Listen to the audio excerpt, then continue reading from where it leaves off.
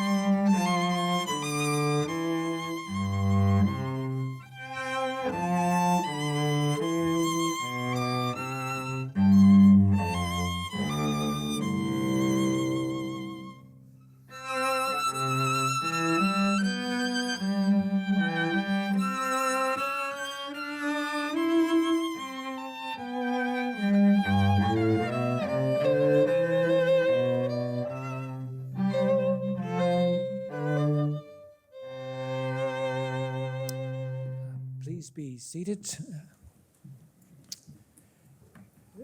Ladies and gentlemen, you're all very, very welcome to RCSI on this, the occasion of our higher degree conferring ceremony. If you can get a sense of giddy anticipation, it's because there is. This is our first conferring in this building since 2019. Before declaring open the conferring ceremony formally of RCSI and the National University of Ireland, I'd like to introduce the platform party. To the table to the front, to your right, is Dr. Maurice Manning, Chancellor of the National University of Ireland. Beside him, Professor Laura Vianney, Vice President and incoming President of the Royal College of Surgeons in Ireland.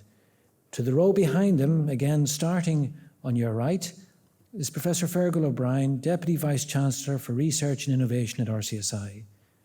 Beside him, Dr. Patrick O'Leary, Registrar of the National University of Ireland, Ms. Anya Gibbons, Director of Alumni Relations at RCSI, Ms. Judith Gilroy, Associate Director of Academic Affairs at RCSI, Professor Lisa Alexander, Director of our Physician Associate Programme, Professor Darren O'Connor, Head of the School of Postgraduate Studies at RCSI, our candidate for Honorary Doctorate, Professor Patrick McGorry, and Professor Hannah McGee, Deputy Vice-Chancellor for Academic Affairs at RCSI.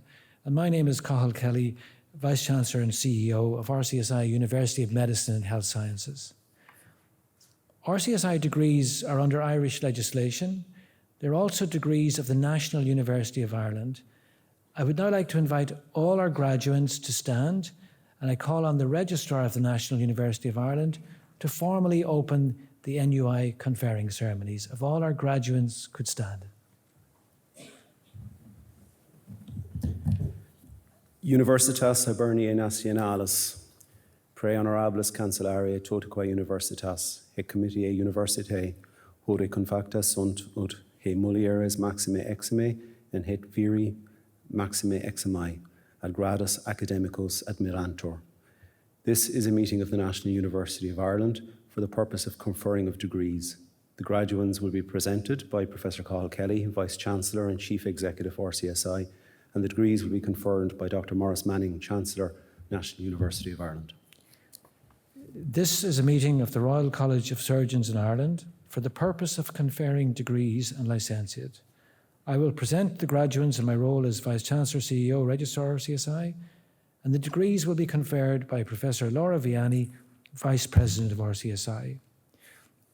Now declaring open the conferring ceremony, I would invite the graduands for the Masters of Science in Physician Associate Studies only to remain standing. Other graduates can be seated. And I'd like to invite Professor Hannah McGee, Deputy Vice Chancellor for Academic Affairs at RCSI, to come forward to recite the graduate declaration with you. Your graduates will find this declaration in page 10 of your conferring booklet.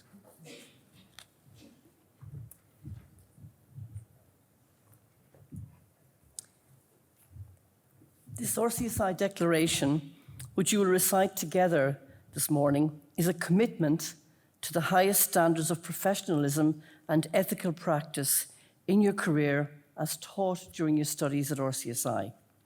So it gives me great pleasure on this special day of your conferring to invite you, the graduands of the Master of Science in Physician Associate Studies, to recite after me the declaration. I will practice my profession with conscience and dignity. The health of my patient will be my first concern.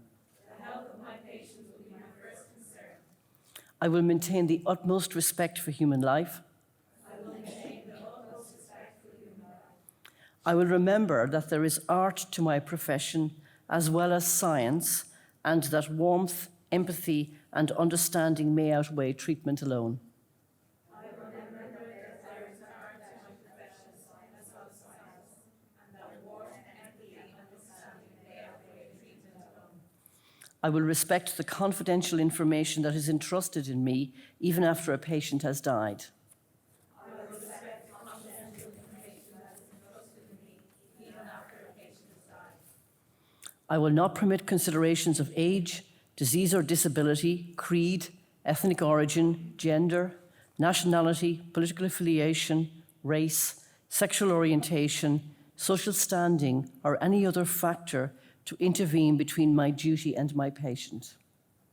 I will not permit considerations of age, disease, or disability, creed, ethnic origin, gender, nationality, political affiliation, race, sexual orientation, social standing, or any other factor to intervene between my duty and my patient. I will not use my professional knowledge to violate human rights and civil liberties, even under threat. I will not use my professional knowledge to violate human rights and civil liberties, even under threat. I will respect the hard-won scientific gains of those in whose steps I walk, and gladly share such knowledge with those that follow.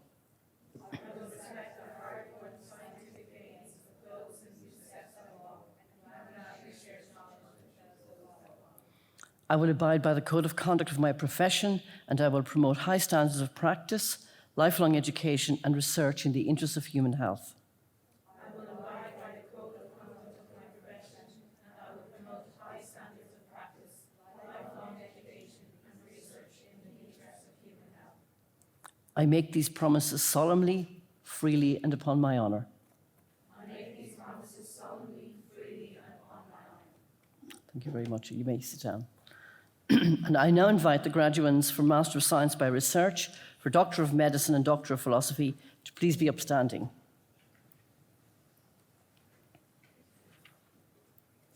And I now invite you graduands to recite after me the declaration which is on page 11 of your conferring booklet.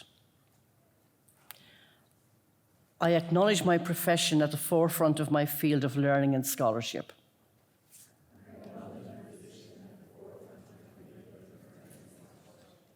I understand my responsibility to use this learning to contribute and lead in my community.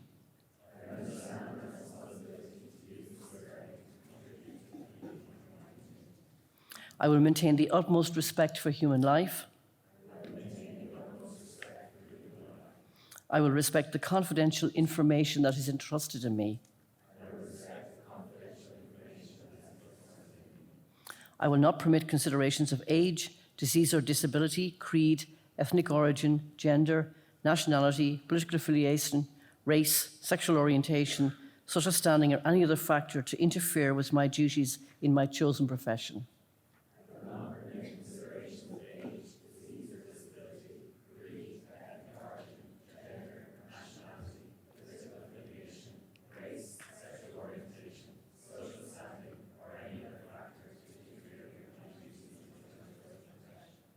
I will not use my knowledge to violate human rights and civil liberties, even under threat.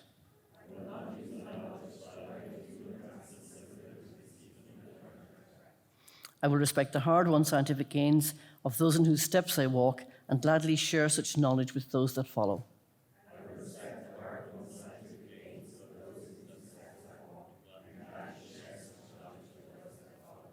I will promote high standards of practice, lifelong education, and research in the interests of human health.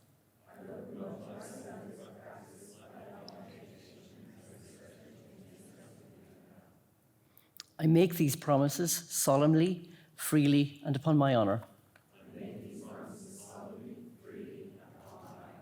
Thank you.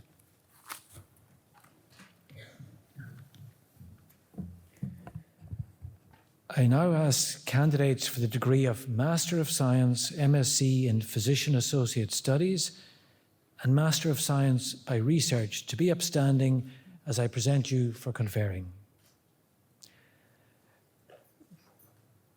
Prae honorabilis Cancellariae, totaque universitas, presento vobis hac meas filios philosque meos, quos sum tam moribus quam doctrina habiles et esse que admittor ad graduum magisteri scientiae, idaque tibi fide mea testor, expondeo totaque academiae. I now invite the Chancellor of the National University of Ireland to admit the graduands. Ego auctoritata mihi concessa, admitto vos ad gradum magisterii scientiae. I now invite the Vice President of the Royal College of Surgeons in Ireland to admit the graduands. By virtue of my office of Vice President, I admit you graduates of the Master of Science in Physician Association Studies and the Master of Science by Research. Professor Lisa Alexander will come to the podium, Programme Director of the Master of Science in Physician Associate Studies, to call forward the graduates for the presentation of their degree of Master of Science in Physician Associate Studies.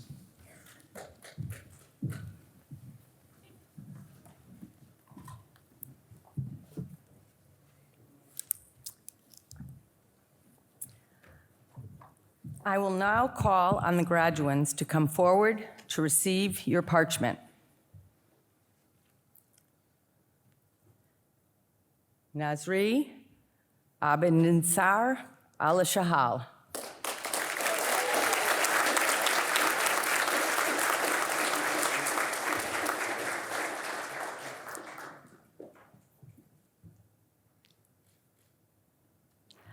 Ayan Ali.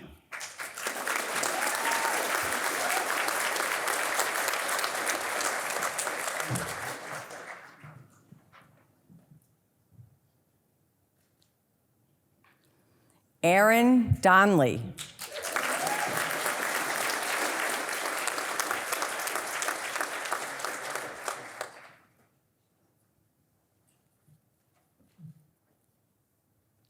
Sarah Finnegan.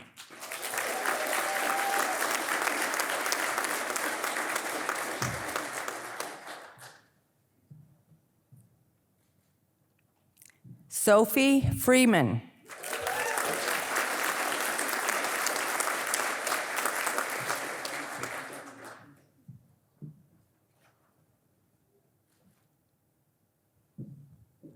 Laura Howard.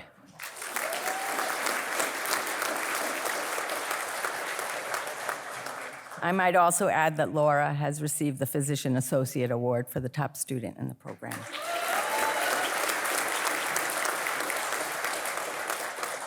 Linda Keegan.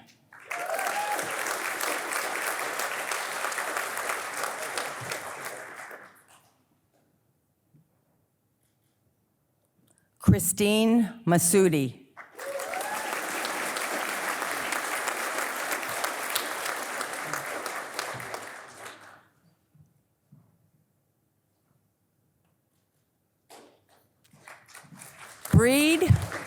Breed Murphy.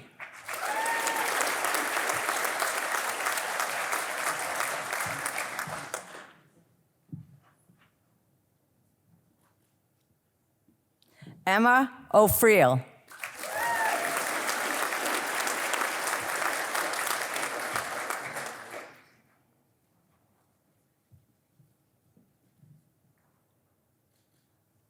Okiki Olusona.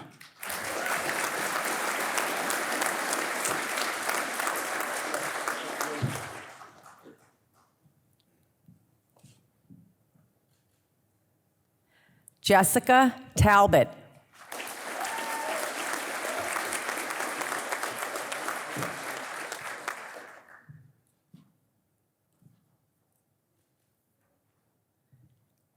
And finally, Paul Turner.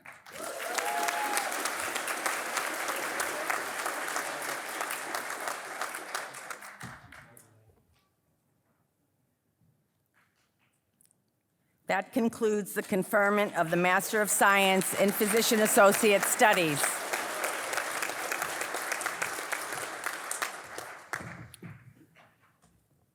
I now would like to invite Professor Darren O'Connor, Head of the School of Postgraduate Studies at RCSI, to come to the lectern to introduce the graduands for Master of Science by Research.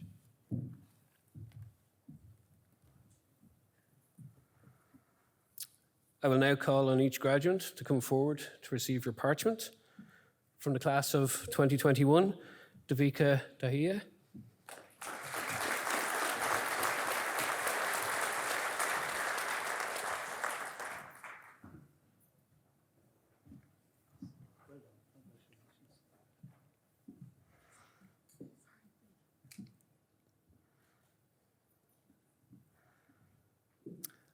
Alison Hunt.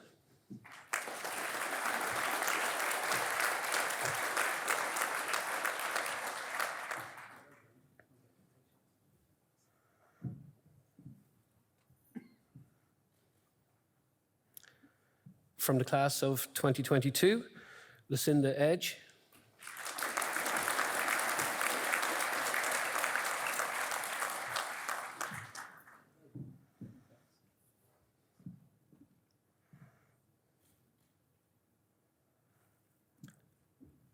Louise McDonough.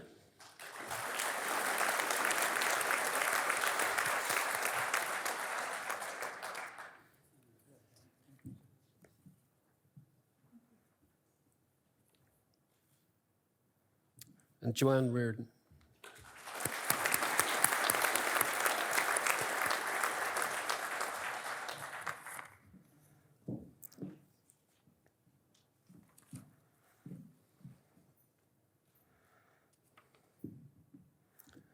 And the following candidates will be conferred in abstention today. If you're watching via live stream, we wish you congratulations on your achievement. From the class of 2021, Oisin Brady Bates, Giacchino De Leo,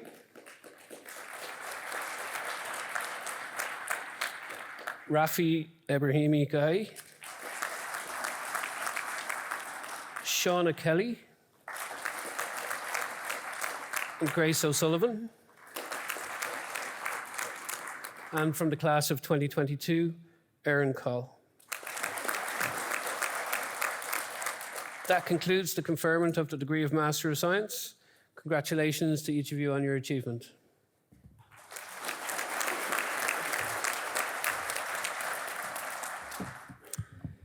I now invite the graduands for Doctor of Medicine to please be upstanding as I present you for conferring.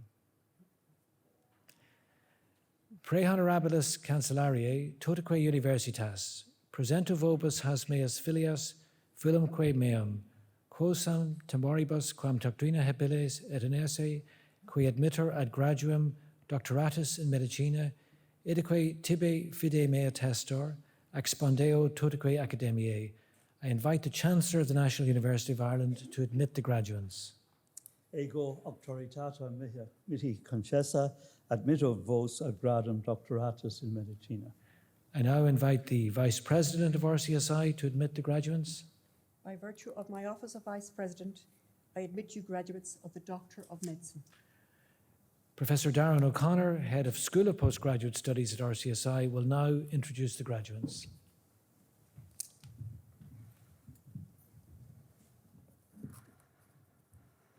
I will now invite each graduate to come forward to receive your parchments. From the class of 2021, James O'Connell.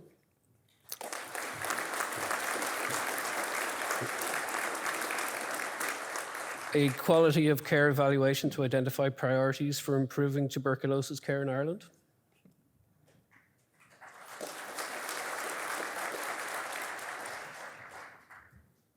Daniel Ryan, the use of exhaled breath condensate in the identification of driver mutations in lung cancer and SARS-CoV-2 viral RNA in COVID-19.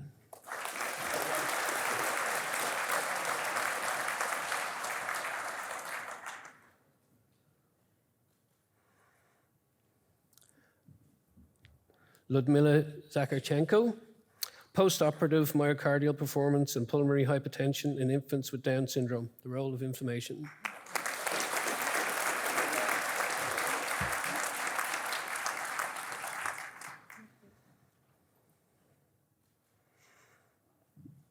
And from the class of 2022, Michael Amu, routine use of computed tomography in the management of patients with suspected or confirmed traumatic intracranial hemorrhage.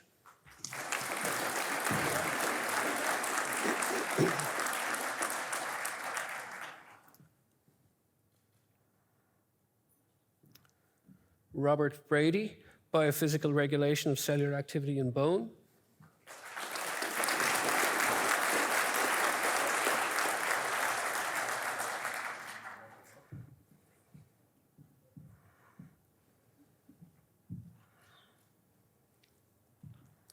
John Coughlin, outcomes in patients with acute coronary syndrome treated with percutaneous coronary intervention and potent P2Y12 inhibitor-based dual antiplatelet therapy.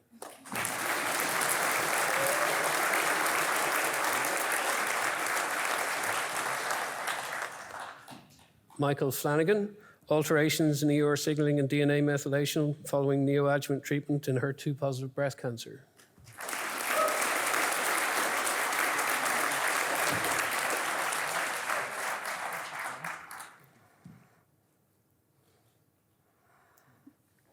And Carl Hazel, the role of bile acids in regulating inflammation and fibrosis in inflammatory bowel disease.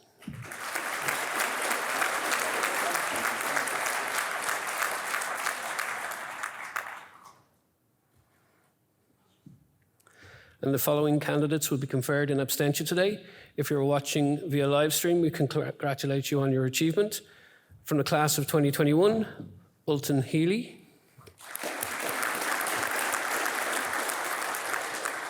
Emer O'Connell. From the class of 2022, Aoife Doolan. And Robert Smith. That concludes the conferment of the degree of Doctor of Medicine. Congratulations on your achievements.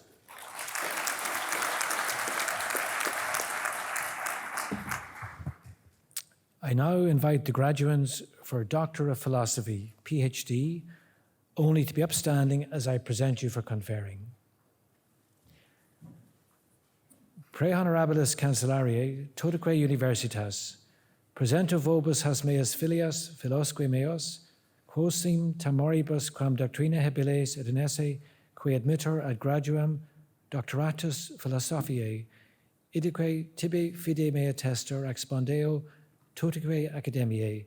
I invite the Chancellor of the NUI to admit the graduates. Ego auctoritatem mihi confecto admitto vos ad gradum doctoratus philosophiae. I invite the Vice President of RCSI to admit the graduates. By virtue of my office of Vice President, I admit you graduates of the Doctor of Philosophy. Professor Darren O'Connor, Head of the School of Postgraduate Studies, will now introduce the individual graduates.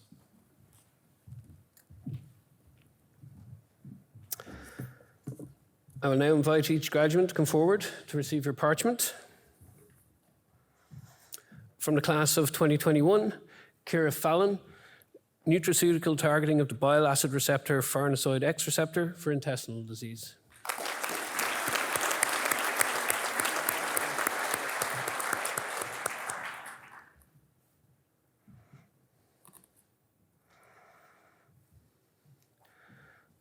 Mary-Claire Fitzgerald, improving and personalizing treatment options for pediatric brain tumor patients.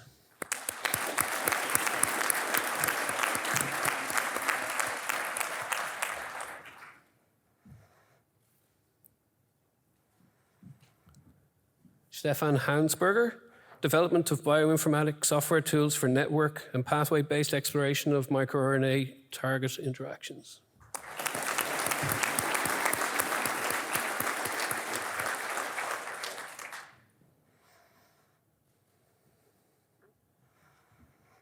Grace Hogan, the role of endogenous alpha-1 antitrypsin during acute respiratory distress syndrome and the potential for augmentation therapy.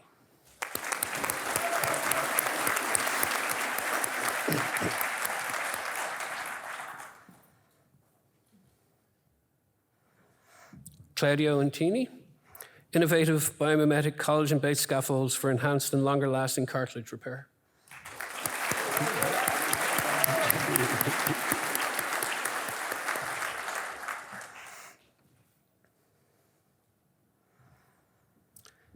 Aoife Keogh, investigation of the mechanism of interaction between mesenchymal stromal cell cells and macrophages and the potential for mesenchymal stromal cell cells and their secreted mediators to enhance bacterial phagocytosis and killing in sepsis.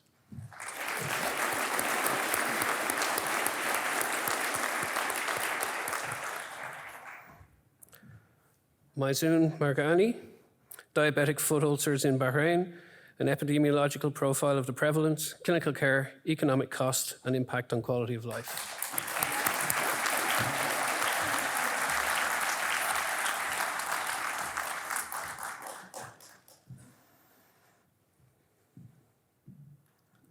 Brendan MacDonald, smoking cessation through optimization of clinical care in pregnancy, the STOP randomized control trial.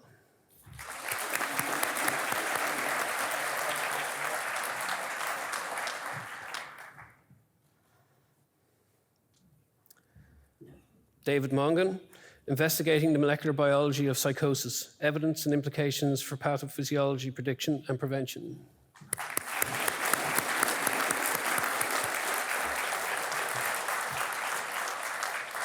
David is also the valedictorian for the class of 2021.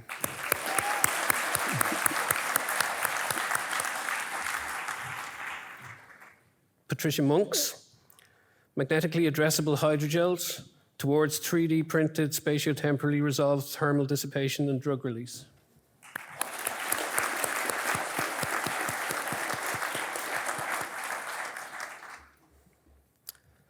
Aisling Rahil, new approaches to define molecular mechanisms underlying dysregulation of hemostasis.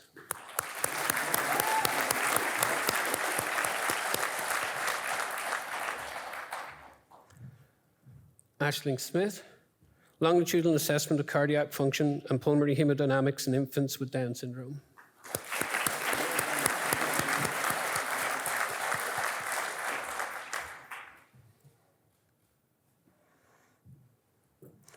And from the class of 2022, Maria Abanthens Izquierdo, investigating the protective role of novel estrogen receptor GPER in colorectal cancer.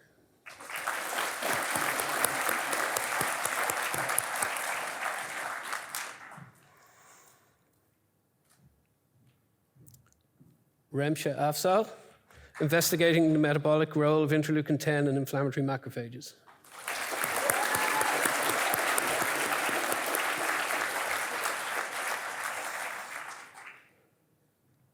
Ghada Al-Harbi, platelet parameters in sepsis and septic shock, clinical usefulness and prognostic value.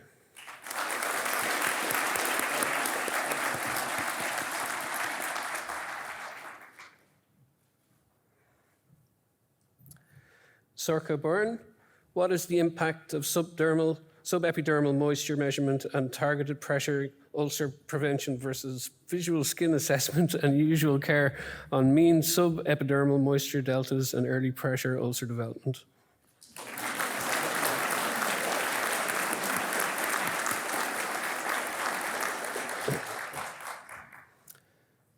Kieran Campbell, the role of common and rare genetic variation subtypes of epilepsy.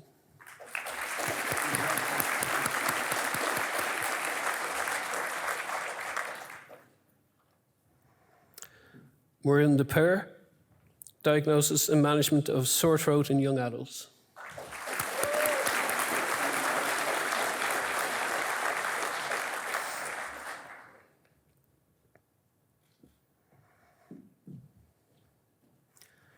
Conor Duffy, microRNA dynamics in an ex vivo model of multiple sclerosis and the impact of miR-155 in remyelination.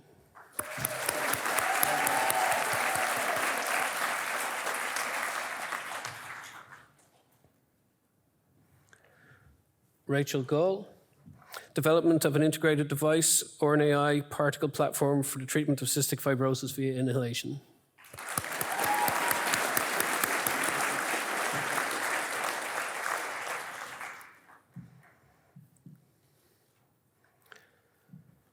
Paige Hinton, development of in vitro models of bone cartilage crosstalk.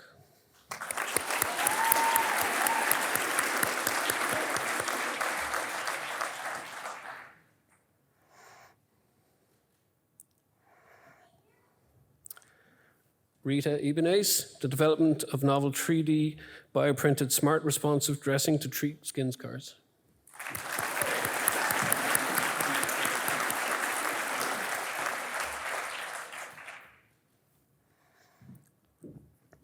Isabel Jeffers, rehabilitation for cognitive impairment after stroke, exploration of possibilities for the delivery of cognitive rehabilitation.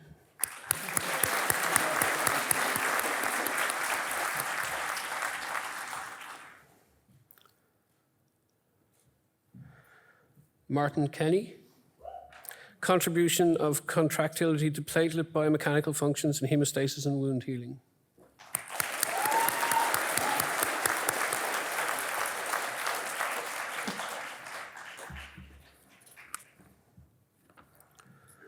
Ulla Lang, investigation of high-risk systems approach to the prediction of psychosis and bipolar disorder.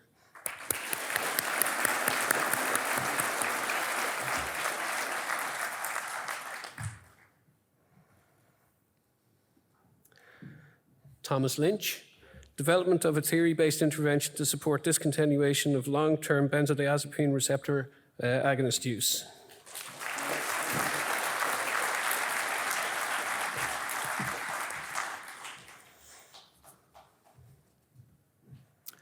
Ina Lynn, drug poisoning deaths among women in Ireland.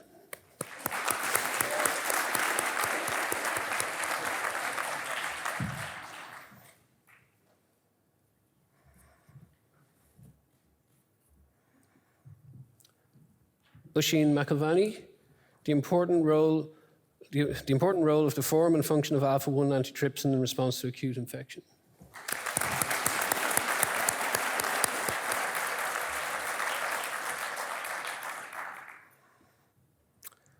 Natalie McAvoy, the relationship between subepidermal moisture measurement and inflammatory markers in the early identification of pressure ulcers.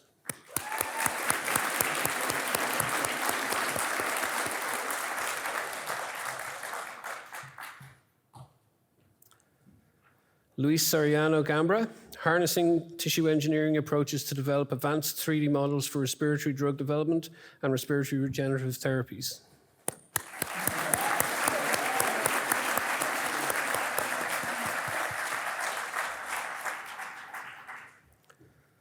Valentina Thomas, bioinformatic identification of mechanisms of tumor development and evolution in solitary and multiple cancers.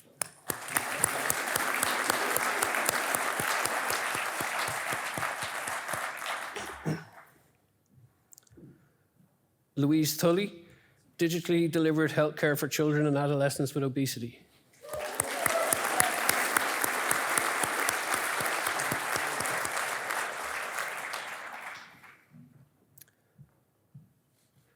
And Louise is also the valedictorian for the class of 2022.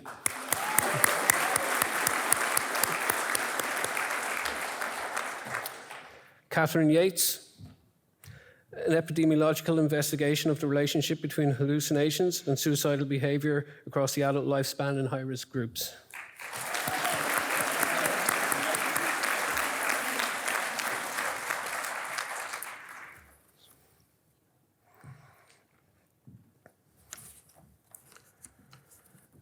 And the following candidates will be conferring in absentia today. If you are watching live via live stream, we wish you congratulations on your achievement. From the class of 2021, Preeti Board. Georgia Conte. Unwana Imaga, Khadija Hassan, Victoria Jurek, Ayub Lasri Dukali, Molly Matson, Lauren Moan, Christopher Mulvey, Chiara Patalis, and Adam Reynolds. That concludes the conferment of the degree of Doctor of Philosophy. Congratulations on your achievements.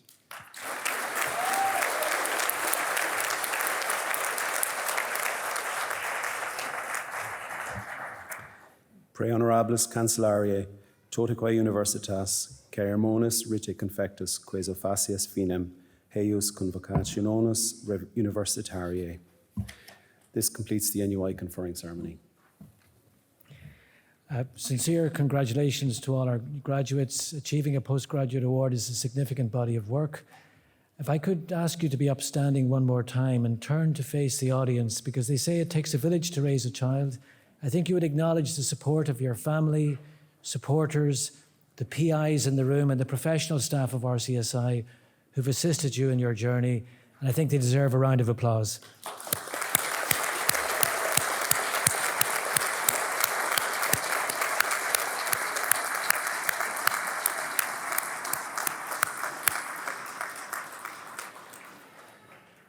At this point, please be seated. We now proceed to the conferring of the award of Honorary Doctorate of RCSI University of Medicine and Health Sciences. Today, we're honoured to confer the award of Honorary Doctorate on Professor Patrick McGorry AO, Officer of the Order of Australia, Australia's highest civilian honour, also Executive Director of Origin, Professor of Youth Mental Health at the Centre for Youth Mental Health at the University of Melbourne. I would like to invite Professor McGorry to take his place at the table for the award. RCSI established an annual doctorate award in 2011 to recognise excellence and to provide an inspiration to you, our graduates, on your day. The awardees are exceptional people who've made a difference to the world through education, research or service. We as RCSI staff believe that you too, our graduates today, will also make a difference for good in the world. And we want, through hearing their stories and their words, to inspire and indeed to challenge you on this special day to really make a difference. The doctorate will be conferred by Vice President of RCSI, Professor Laura Vianney, and it now gives me great pleasure to invite the Deputy Vice Chancellor for Academic Affairs, Professor Hannah McGee, to formally introduce and read the citation for Professor Patrick McGorry AO.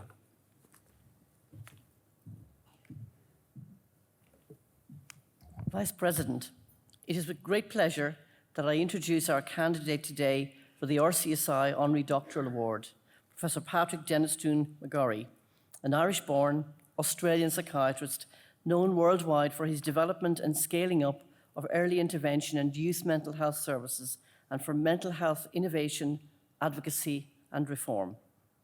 Professor McGorry was born in Ireland and emigrated with his family to Australia, where he gained his bachelor's degrees in medicine and surgery from the University of Sydney and a doctorate in psychiatry from Monash University in Melbourne. From 1987 to 1993, Professor McGorry held a number of academic and hospital appointments, in addition to playing a vital role as Associate Investigator in the National Health and Medical Research Council-funded Schizophrenia Research Unit at Royal Park Psychiatric Hospital in Melbourne. His work at Royal Park enabled him to expand his areas of professional expertise to include the development of programs for refugees and survivors of torture and trauma. From 1987 to 1996, he worked with the Victorian Foundation for Survivors of Torture, and he remains a strong advocate for better treatment and care of refugees and asylum seekers. In 1992, Professor McGorry became founding director of the Early Psychosis Prevention and Intervention Centre, EPIC, in Melbourne, working with young people experiencing psychotic disorders, prioritising their needs and those of their families to provide early identification and treatment. Within the first 2 years of its establishment, EPIC expanded to include the formation of the PACE, the Personal Assessment and Crisis Evaluation for young people who might be at risk of developing a psychotic illness. The Early Psychosis Prevention and Intervention Centre evolved into and was renamed Origin Youth Health. And under Professor McGorry's leadership as Executive Director from 2002 until the present day, the organisation continues to innovate and expand the provision of youth mental health care. Origin is Australia's largest medical research institute for mental health and fully integrates the clinical services system in Melbourne with clinical research, education and policy reform.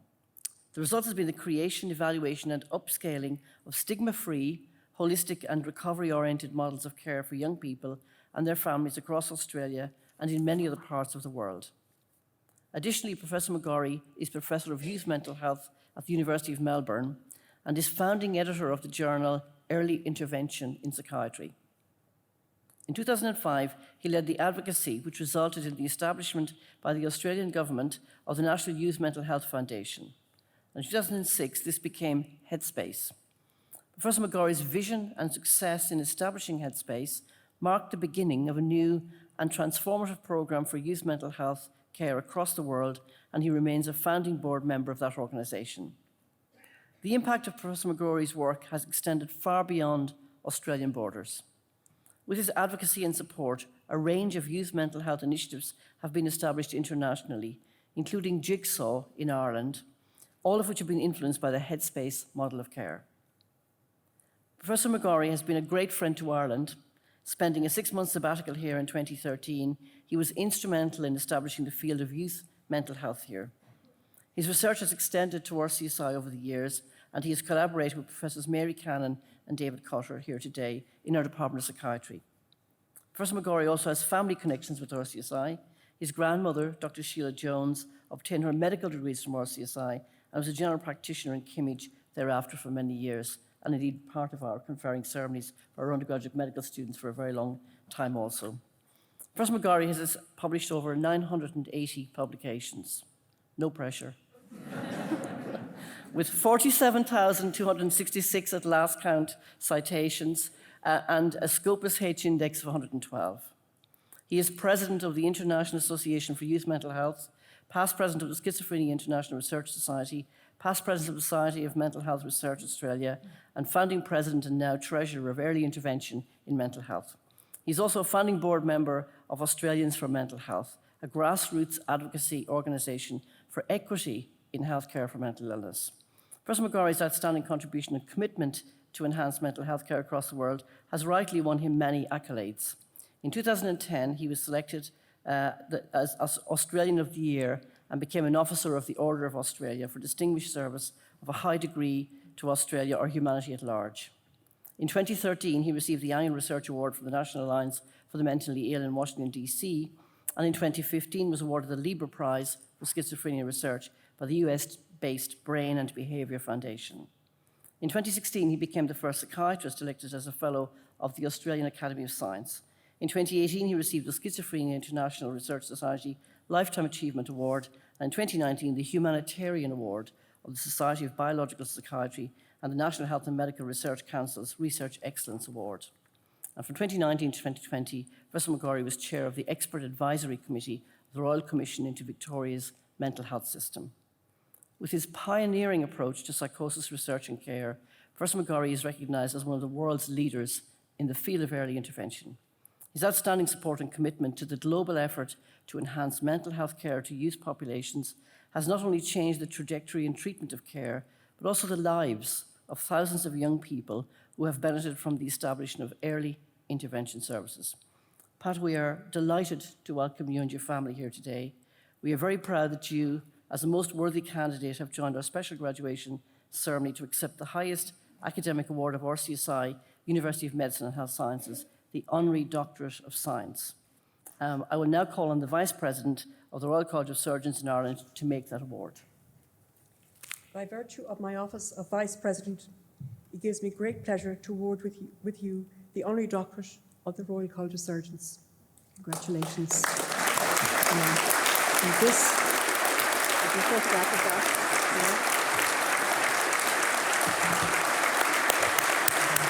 maybe ask you to sign the book then.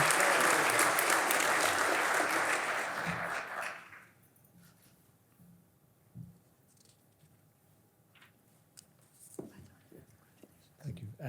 We now proceed to the guest lecture, and before calling Professor McGorry to the podium, if I could invite the platform party to be seated at the front row. Try to go down.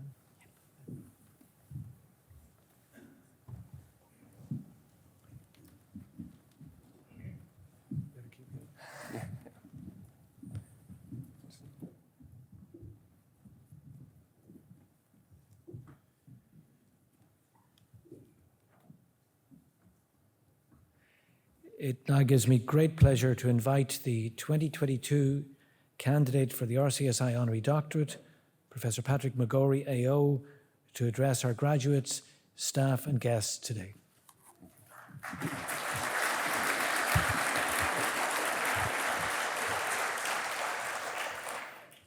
Well, Professor Kelly, Professor McGee, Professor Vianney, distinguished professors, graduands, ladies and gentlemen, and I just want to mention also the Australian ambassador to Ireland, who the college kindly invited. I'm not sure if he made it, but if he's here, the Honourable Gary Gray. Thank you for coming. Yeah.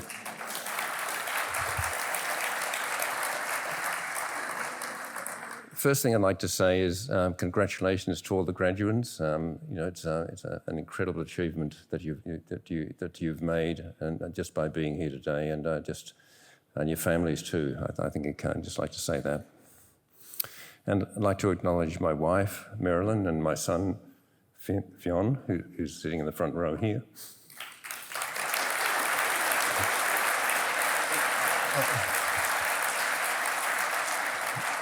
Obviously, you don't get to do things like I've been so fortunate to be able to do, and that was I got far too much credit from Professor McGorry, I've got to say, because this is a team effort, all of these things, and my wife supported me tremendously. So,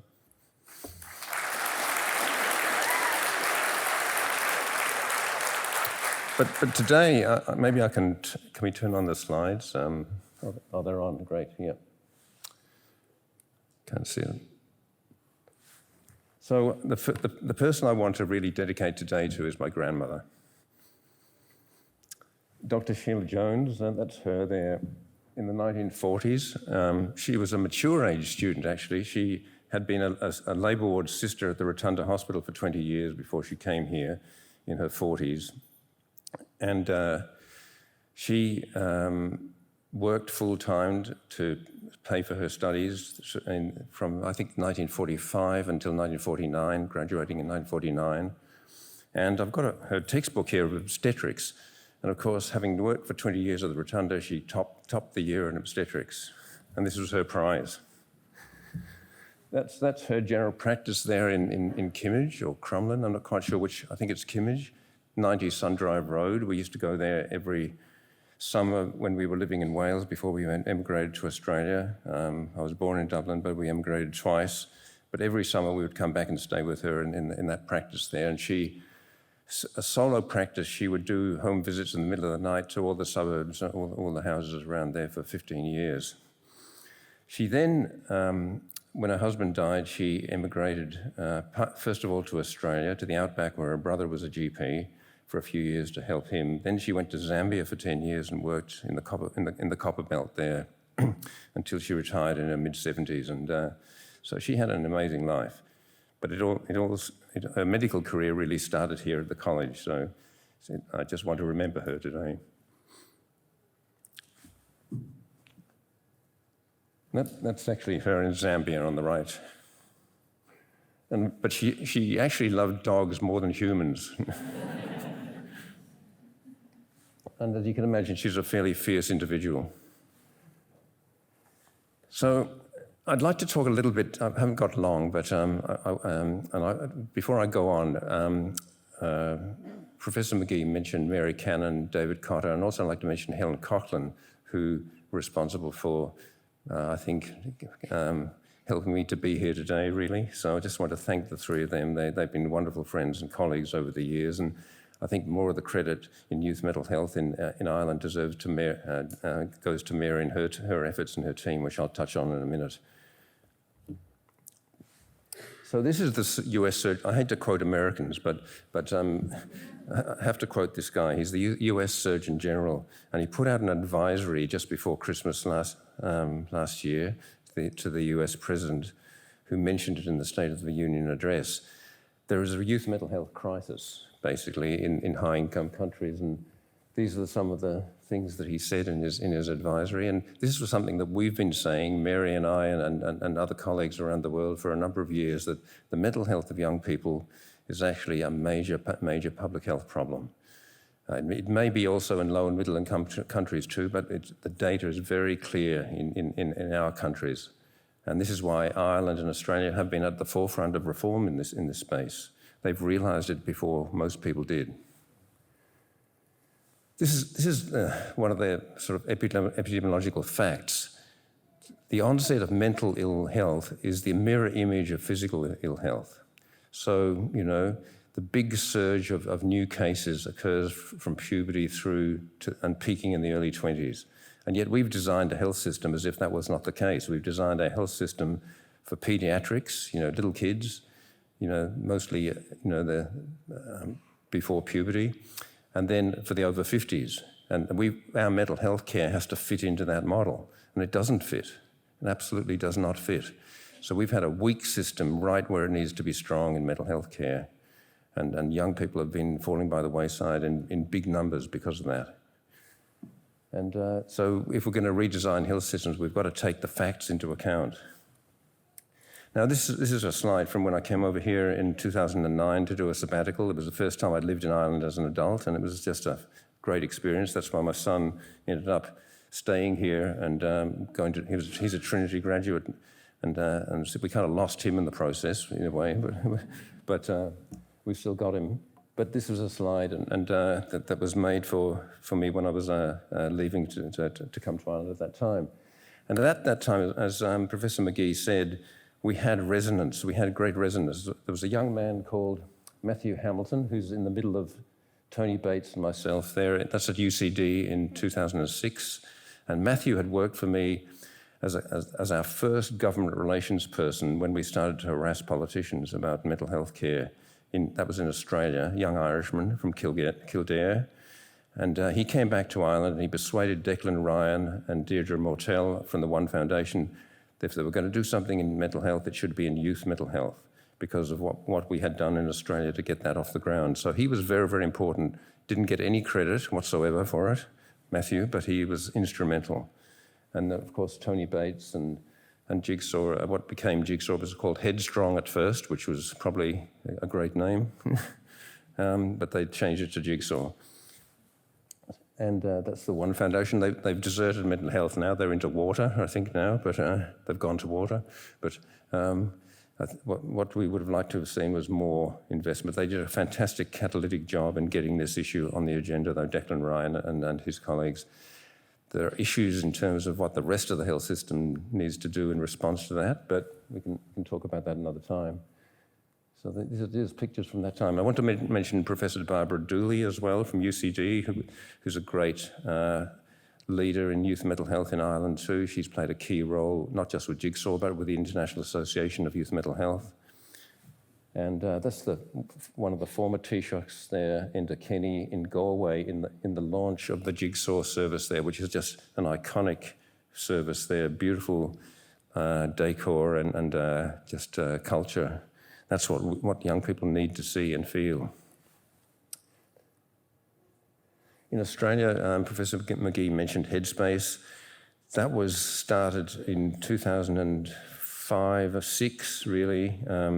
The federal government didn't realise what they were doing at first. They funded 10 centres and it became like a virus. I shouldn't use the word virus these days, but it spread very effectively, but in a series of waves. And the reason it spread was not because we had the perfect scientific evidence at the time, but it was a consumer product that was put into the community, and the community said, yes, we want this.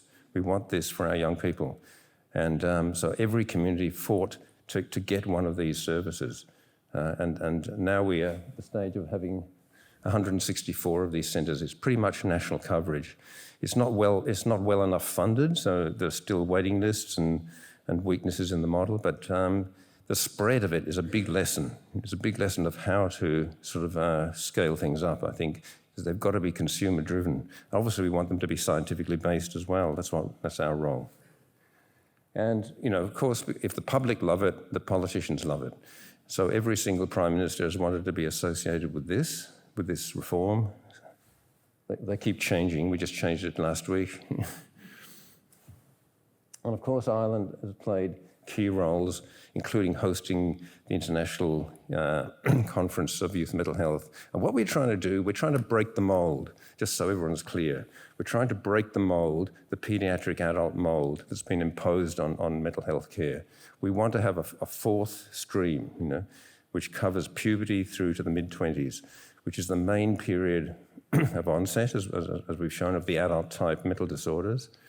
And it's also a critical phase. All of us can remember, some of you are a bit closer to it than others, but it's a very critical stage of life when all these huge developmental tasks are upon you under very difficult circumstances quite often, with new stresses, you know, all the time. This generation is under a whole new set of stressors that our generations didn't have to deal with. So it's a critical period of life. It's the least supported, and it's the main health problem that young people actually have. 50% of the burden of disease in young people is mental health related. So this is why these networks are important. The next one of these meetings is in Copenhagen later this year. It's revived after COVID. And this, as Professor McGee also pointed out, this is a worldwide change. It's still in the foothills. It's still in the base camp because it's a primary care model so far. That's all it is. It's kind of a bit thin, if I can put it that way, in terms of clinical expertise, but it's a very youth-friendly entry point or soft entry model, which fits into primary care, but then there's the backup system that has to be developed with much more clinical expertise, because these illnesses are very complex and difficult to treat. Probably about 2/3 of them are like that. And of course, you know, I wanted to mention Mary. She had a big honour with, and I think it's Professor McGee in the picture too, and Professor Liani there too. That just happened recently. And so mental health is starting to get recognised for its central importance, especially to the health of young people, and it's great to see that happening. And it is a global thing. We had a partnership with the World Economic Forum just before COVID, trying to develop a global set of principles and features for these models. They're very holistic. They include physical health, they include sexual health, they include vocational recovery, they include drug and alcohol expertise as well. So it's not rocket science. It's just basic needs that the young people actually have to flourish, to get through that period of life. And if they do develop a mental illness, that they can recover from it, instead of being written off and just thrown onto the scrap heap like that too often actually happens. Or in the worst cases, they actually die, because it's the biggest cause of death in Australia. Suicide is the biggest cause right up to the age of 30. And, you know, just finally, I'll just mention the scientific collaborations that we've had particularly with David. They've been very fruitful, and he's doing brilliant work here. He's the person that we go to for this neurobiological sort of research. We've got some big data sets that have been assembled in the last few years, and we're working very closely with him and with Mary as well. And I think the other thing where Ireland has beaten Australia, apart from in sport, you know, is in developing a faculty of youth psychiatry. In other words, putting something across that transitional phase of life, so it's not left to the child and adolescent or the adult people with the young people falling between the two stools. This is a very, very significant development, and Mary's led this, and we're very jealous because we have our colleges, you know, to institutionalise. We have got a section, but we haven't got a faculty. So this is the slogan that we use at Origin: revolution in mind. We have to have that reform-minded, revolutionary attitude if we're going to make these sort of changes. They have to be evidence-based and based on all the things you've been taught, and that's the way to change things with So you actually produce sustainable reform, reform that will last, reform that will save lives and futures. And that makes some of our board members and our university people a little uncomfortable when they see the word revolution, but that's really what is driving this sort of reform. In Ireland, I'm very proud to be an Irishman and an Australian, and those are the two countries that have shown the greatest insight, the greatest innovation in this so far. So I'm very proud of that, and I'm very, very grateful to the college for this huge honour today. I felt like an imposter when I looked at the list of people that got it before, but I think it's great that mental health and youth mental health is being recognised in this way. So thanks very much.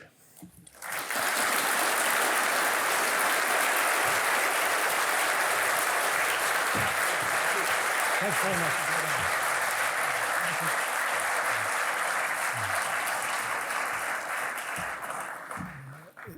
Thank you very much, Professor McGorry. It's wonderful to welcome Dr. Jones's grandson back to RCSI. And I don't think there's a family in Ireland or further afield that hasn't been touched by mental health issues. And can I thank you and your colleagues here represented on all of our behalves for your seminal work in this area. We now move to the presentation of Physician Associate Award. This award is presented to the student or now graduate who achieved top performance marks across the 2 years of the programme. And I'm really delighted to invite Laura Howard to come forward to receive the Physician Associate Award from the Vice President of RCSI, Professor Laura Vianney.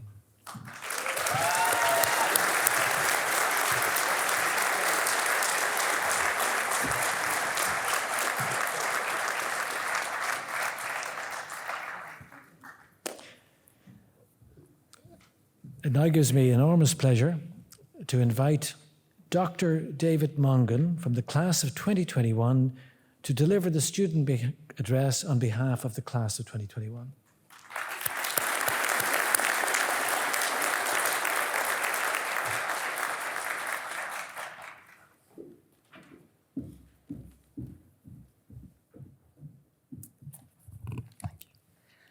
President, Vice President, Chancellor, Vice Chancellor, and CEO Registrar, Deputy Vice Chancellor for Academic Affairs Council, Supervisors, Registrars, Heads of School, colleagues, family, partners, friends, and fellow graduates. It is my honour and privilege to speak to you today. I also welcome the Australian Ambassador to Ireland, as well as Professor McGorry, the inspiring recipient of today's honorary doctorate. I want to begin by extending my heartfelt congratulations to my fellow graduates. Today is a day to celebrate all your outstanding achievements. Your accomplishments would be impressive at any time, but are all the more so given the unique challenges presented by the pandemic. We've dealt with lockdowns, department closures, cancelled projects, countless Zoom meetings, and yet we have met these challenges with resilience, adaptability, and determination. I think I speak for all of us when I say that the help of our loved ones was invaluable in getting us to this stage. For me, that was my mum, my dad, and my sister. I'd like to thank our families, partners, and friends, or whoever it was who believed in us and were there for us when we needed you most. Thank you all for your love, your patience, and your support. I'd also like to thank our supervisors. They were there to steer us in the right direction, to help us out when things went wrong, and to share in our joy when things went right. For me, that was Professor David Cotter and Professor Mary Cannon, who made me feel at home from the very beginning and continue to encourage and guide me. Thank you to all our supervisors and the teams we worked with for helping us to shine our brightest. Thank you to our funders who saw the potential within us and enabled our research and education. We thank to all the participants who shared their time to contribute to our studies. Research is only possible because of their sincere generosity. Thank you to everyone in RCSI who supported us, including everyone behind the scenes, IT, finance, porters, cleaners, admin, technical and support staff. Thank you to the Postgraduate Students' Union for the crack we enjoyed together, the nights out, the quizzes, and the infamous Christmas parties. Special thanks are due to Professor Niamh Moran and all the staff in the School of Postgraduate Studies.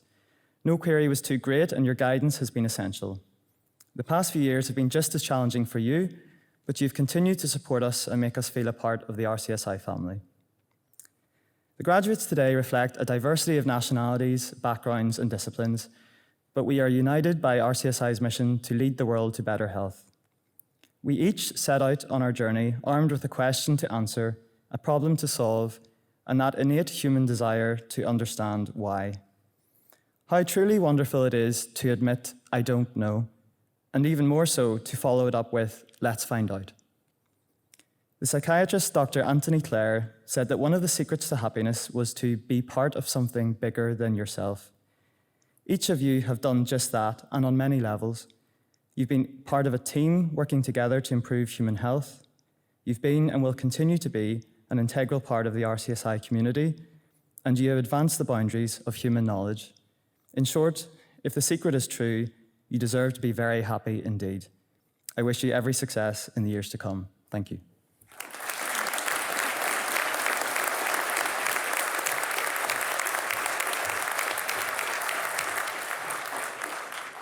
Thank you very much, David, and congratulations on your own award. It now gives me enormous pleasure to invite Dr. Louise Tully from the class of 2022 to come forward and address us on behalf of her class.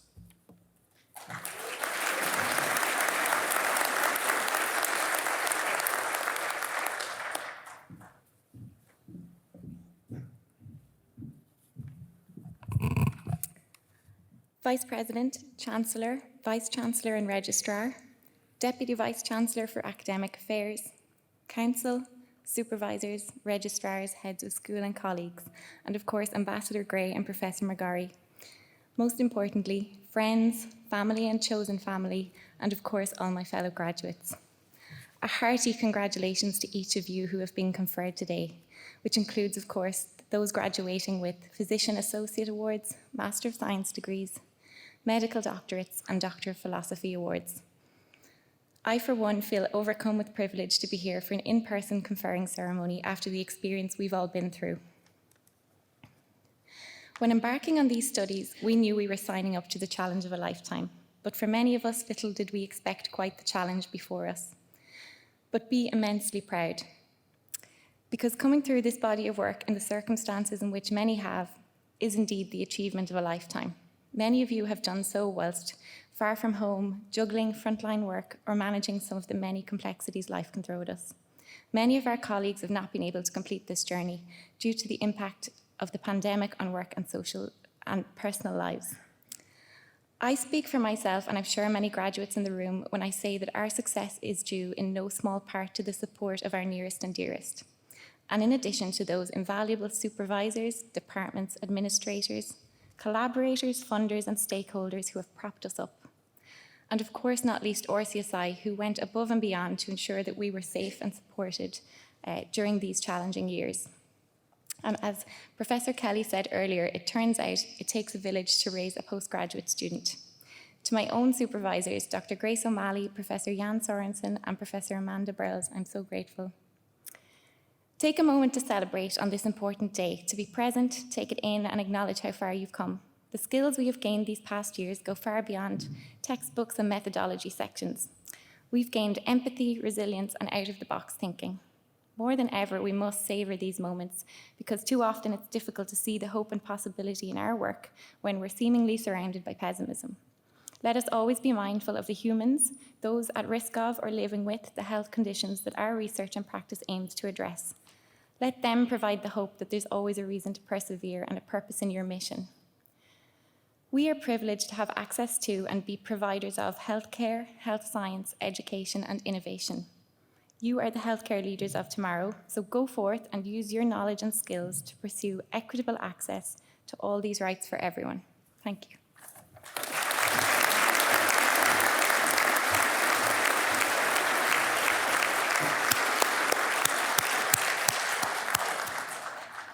Thank you very much, Louise.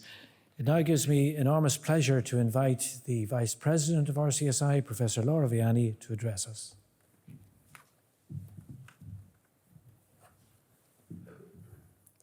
Now, a very warm welcome to all of you this morning, or this afternoon, it's early afternoon.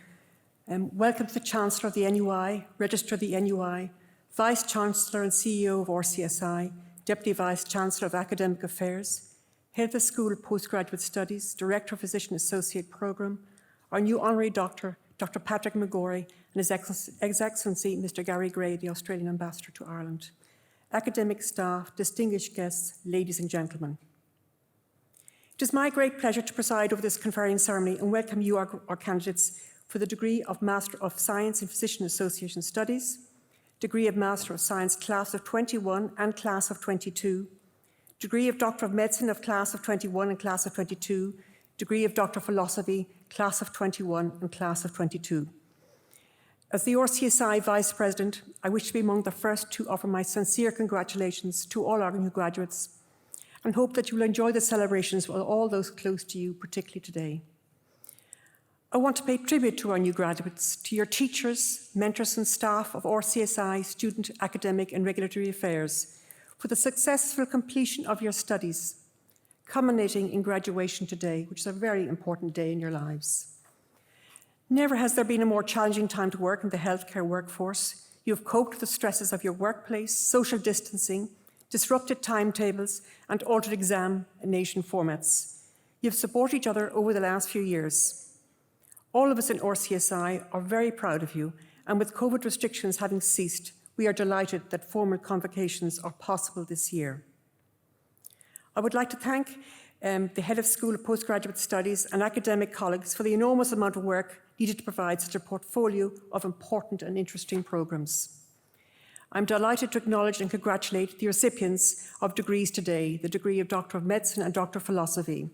You've worked so hard for these awards that mark a real milestone in your career.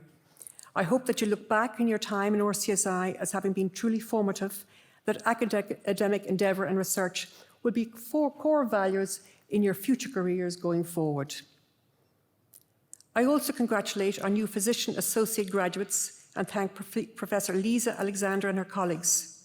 Your contributions to healthcare delivery in Ireland or beyond will be transformative.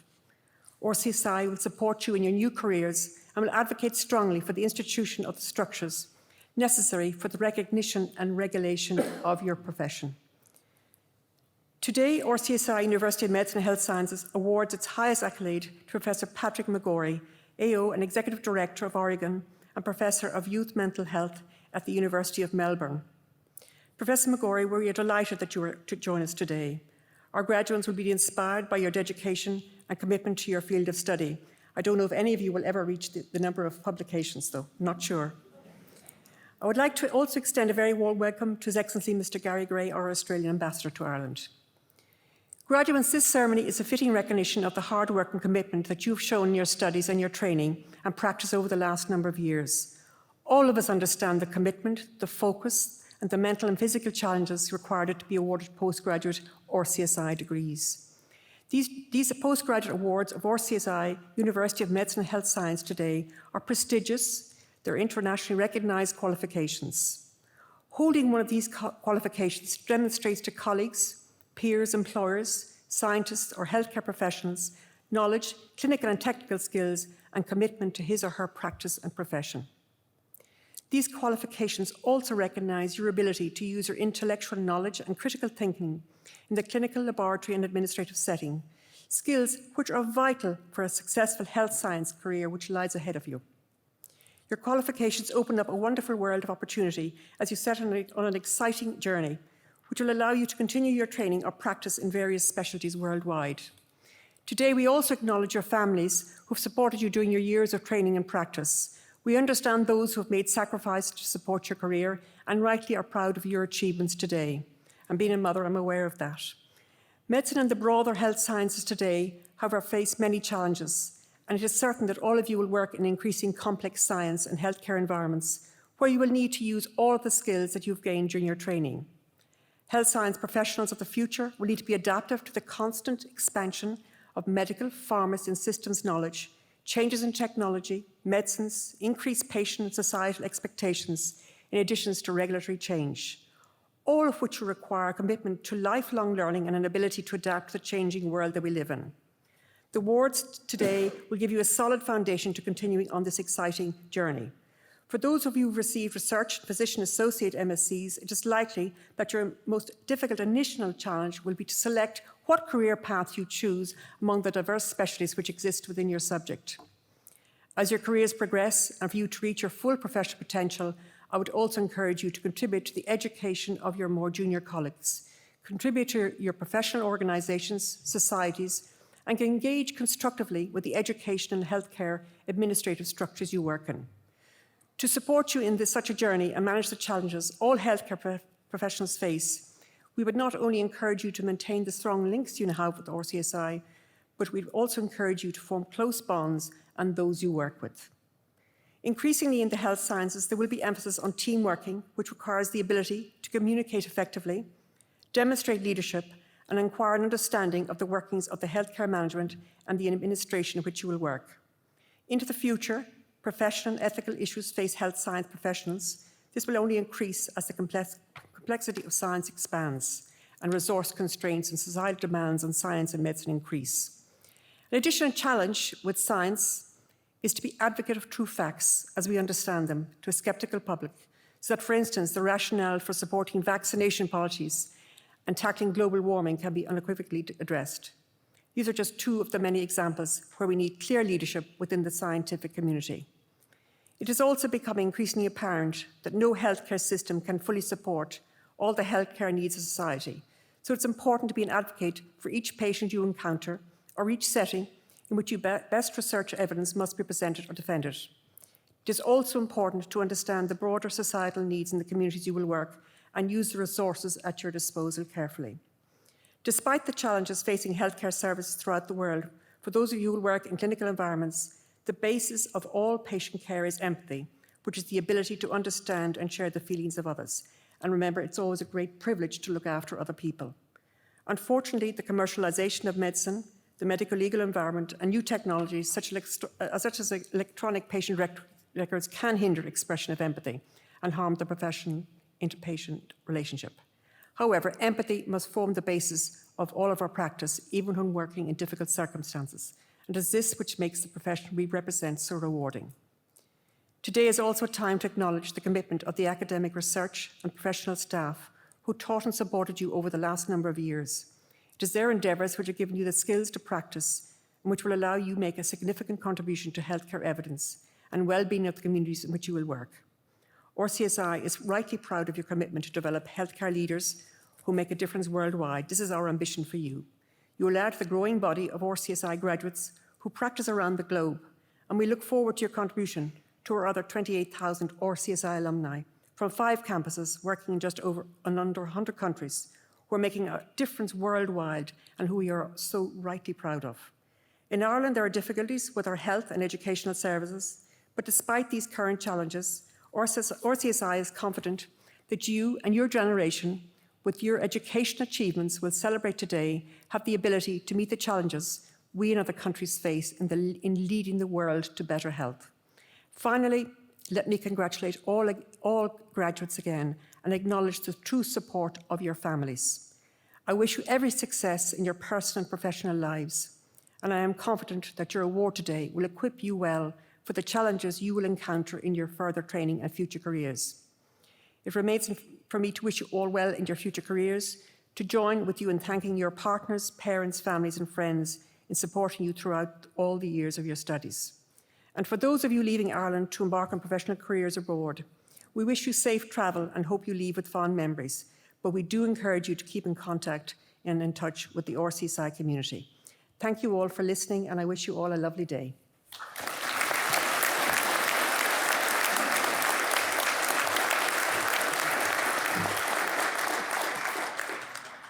Thank you, Vice President. It now gives me enormous pleasure to invite a great friend of RCSI's and Chancellor of the National University of Ireland, Dr. Maurice Manning, to address us.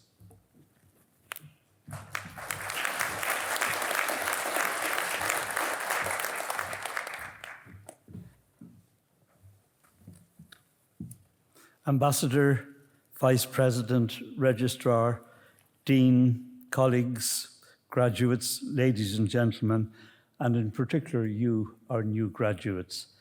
As Chancellor of the National University of Ireland, I'm delighted to be here in the RCSI this morning for this morning's conferring ceremony, but I'm always delighted to be in the RCSI on a day like this, because in particular, what I see is the extraordinary bond between today's graduates and the institution as a whole. There is that strong bond between you, your teachers and mentors over the last number of years, and it's very evident in the interaction one sees, in the pride you take in being part of RCSI, and in the pride of those who have helped you here in your achievements. It's palpable, it's very evident to somebody who comes in from the outside, and I think it tells us a great deal about the quality of the experience you have had here in RCSI, and your belief that this is an institution of integrity and ambition, that you will, throughout your life, be proud of the achievement and of having been a student and a graduate here. In the ceremony this morning, the focus is on academic achievements of a high order, and I'm delighted to welcome those who are graduating with qualifications of graduates of the National University of Ireland, so my warmest congratulations to all of you. It's wonderful and a great relief to be back in person graduations and for me to share in this day of joy for you and your families.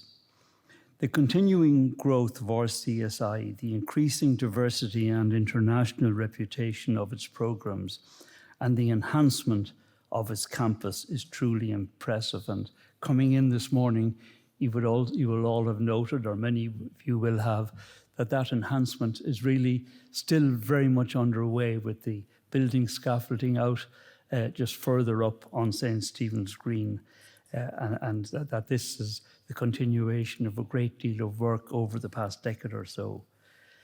The continuing growth of RCSI, the increasing diversity and international reputation of its programs, all of that is truly impressive. The NUI unhesitatingly endorses the quality of the postgraduate education and training you have received at RCSI, which, as I say, is a valued member of the Federal University. The connection between the National University of Ireland and the Royal College of Surgeons is strong, going back to 1977, although in fact at the foundation of the NUI in 1908, it had been thought that RCSI might become a founding member. But medical politics is a funny business, and it didn't happen. But anyway, it did happen in 77, and the bond is extraordinarily strong today. As graduates, you will now benefit throughout the world throughout your career from the international reputations of both the RCSI and the NUI. And I remind you that NUI awards are available you can apply to support you in your future research. I'm continually impressed by the range of academic programs and specializations that RCSI offers at postgraduate level. A growing postgraduate offering signals that RCSI is able both to anticipate and to respond swiftly to specialist healthcare education and training needs. The increase in the number of PhDs awarded testifies to the research and practice-based reputation of RCSI's faculty and staff and the quality of your research and development facilities. I commend RCSI for what it is doing in expanding the range of opportunities for students at postgraduate level. As you know better than anybody, academic study and research at postgraduate level are demanding and intensive activities. The past few years have put strain on everybody in society, and to complete a degree in such difficult times took incredible determination and focus, in addition to the necessary intellectual capacity. Most, no doubt, if not all of you, felt a bit knocked down and depleted during that time, but you got up again and you resumed the journey. for all of these qualities and for your sustained academic efforts. Some over the past year, difficult years, others over several years. You deserve great credit. I applaud and applaud your achievements and congratulate you warmly. I acknowledge particularly the achievements of those who have completed doctorates, which is really the ultimate academic achievement. You have engaged in sustained study and research over several years. You have created valuable new knowledge, particularly in the health sciences. Advances in knowledge can lead to improvements in diagnosis, in treatment, to care, and the considerable benefits of these on the receiving end in the health services. Of course, over the past few years, you've probably driven your families mad again. People doing high-level research invariably become obsessive, preoccupied, shutting out the rest of the world from around them, driving everybody else mad. It's part of the process. You've come through it. Your families can be relieved and relaxed. And I'm sure that they know that too. Perhaps the one thing that emerged from the pandemic is a slight improvement, maybe a real improvement, in public acknowledgement of the great advances made in knowledge and skill levels among those working in the health services, and of the commitment that is apparent from the healthcare professionals working in developing their skills and expanding their knowledge. And a ceremony such as this gives the opportunity to proclaim loudly that tremendous things are happening in the health services, and that the capacity for innovation, for improvements in quality and standards in practice is constantly being enhanced through the contribution of new graduates. And the pandemic also showed the extraordinary desire, concern on the part of the public to know that their health service has integrity, that it is based on real hard research and hard knowledge, that it has the capacity to communicate these facts to the wider public, to reassure the public, or maybe to awaken them to the enormity of what might be happening, and also that they can believe that what they're happening is real. And in the crisis we're just coming through, I believe that the health service, the leaders in the health service, have passed that test. They've had to face public misunderstanding and criticism, but by and large, what has emerged is the integrity of our greater health system and its capacity to operate. And I hope that there is a realization among the public and government that the funds needed and the support needed should be more easily forthcoming in the future. And I want to congratulate some of the leading stars of the communication business from RCSI during the recent crisis, who played such a major role in reassuring and informing the public. And we shouldn't forget that easily. For the National University of Ireland, as an institution committed to the advancement of learning and the expansion of knowledge, postgraduate study of research is highly valued. Study at the level you have been through focuses on in-depth interrogation and analysis of theoretical foundations, increasingly difficult and complex material and ideas, conflicting evidence sifted and brought to conclusions, and the capacity to reconcile all of this with the day-to-day realities of healthcare in a wide range of settings. Life in contemporary society calls for all of these capabilities. Technological advancement today is giving rise to complex issues for society which simply did not arise for earlier generations. On behalf of the National University of Ireland, I welcome those conferred this afternoon into the postgraduate ranks of the university. I wish you continued success and professional fulfillment in your careers. I hope that throughout your lives you will continue to maintain the common bond you now share with the community of NUI graduates, a community that is sustained through a spirit of kinship with fellow graduates across social and professional contexts. And it's great to see friends and family here today to share in this celebration. You have supported, they have supported you, I should say, in many different ways, and they're bursting with pride at your latest achievements. And they should feel entitled to the full share in the celebrations. But they too, as has been mentioned, will express a sense of relief at the completion of your current cycle of learning. I want to express my particular admiration for this morning's honorary graduate, Professor Patrick McGorry. This award acknowledges an outstanding contribution to the development and scaling up of early intervention and youth medical health services, and for many health innovation, for his advocacy and his achievements in achieving so much reform. He has, as we now know, played a key advocacy and advisory role to government and health system reform in Australia and in many parts of the world. And it's so good to hear that he has such connections with this country and he knows what's going on here and is hugely supportive. So my sincere congratulations to you, Patrick, and my good wishes to your wife and son who are here. For the President, the Registrar and all the staff of RCSI, the conferring of new cohorts of graduates with qualifications up to the highest postgraduate level is an occasion for pride in the achievements of the college in medicine, pharmacy and the health sciences, and a cause for celebration. On behalf of the NUI, I congratulate you all and commend you for these latest achievements. Thank you.